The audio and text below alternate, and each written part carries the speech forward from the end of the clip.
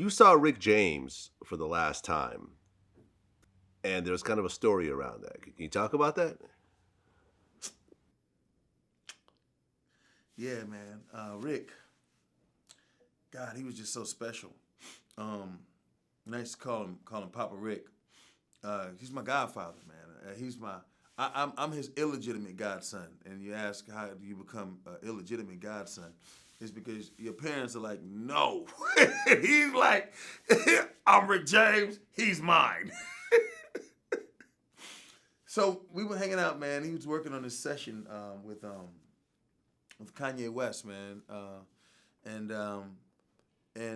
it was the last recording session, and I was actually doing the show Committed, and we finished the session. He wanted me to come back to the house, and he was sitting down, man, on the floor, and he told me I was going to tell this story, and he asked me to stay. He was telling me, talking to me like he used to always tell me about the producing the Temptations and all the great days of Motown and working with Smokey and Prince, and just telling me all of his stories, he used to, which I used to soak up, and giving me great advice too, because he never wanted to see me make the mistakes he made.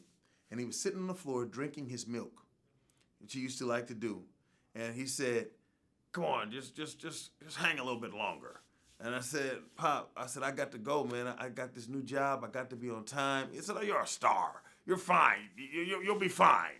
And I said, "Pop, I got to go, man. I got to get on in so I can get ready." He said, "All right, fine. Leave me then." He said, "You're going to tell everybody about this story one day. You're going to tell them how he was sitting on the floor drinking his milk, and he asked me not to leave, and I left." And I said, "Why would you do that? Why do you do that kind of shit, man? That's not cool." I said, "I don't want to hear that." He said, "Just go." He said, you got your room here." And so I went back over to him, and I grabbed him, and I held him, I kissed him on his forehead.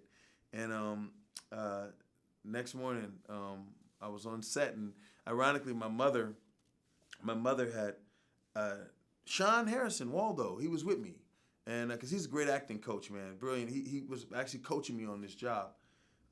She told him to keep me away from the TV and get my cell phone so nobody could get a hold of me. Because this is before cell phones. You were able to text or really pass messages. You remember them days.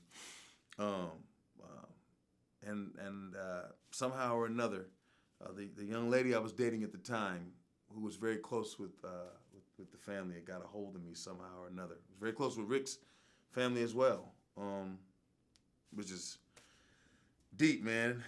And he was gone, and that's the story I'm left with. Thanks a lot, Papa Rick. Well, I guess you had said that the Dave Chappelle skits were pretty much spot on. Yo, when man. you're talking about Rick James. Yo, man, he was a trip. That dude was a trip, man. I mean, him and Charlie had an amazing relationship. Him and Eddie had an amazing relationship. And that was him. I mean, he used to just, I was laughing. I was on the phone with Val Young. She was the original Mary Jane girl. She sang all the vocals for Tupac to Live and Die in L.A. She was one of his first artists. She did all his background vocals. And we were just cracking up, at just the stuff that he used to get into. But that was him. That was him, man. From a whole other place, man. That was when entertainers were allowed to be. We were allowed to just be, man.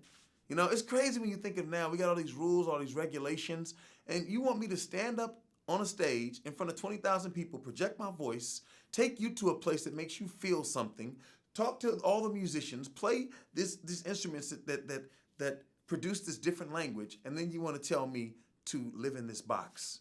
You want me to sit in front of a camera, stand in front of a camera, act as if I'm somebody else in a scenario that's being created from another person's mind, make you feel something that you couldn't feel unless otherwise you were directed, and you want me to live in this box.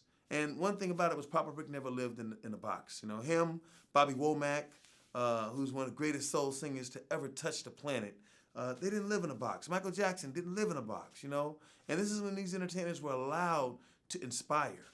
And I think moving outside that box is what inspires everyone else, to be able to reach beyond what they're told they're capable of grasping.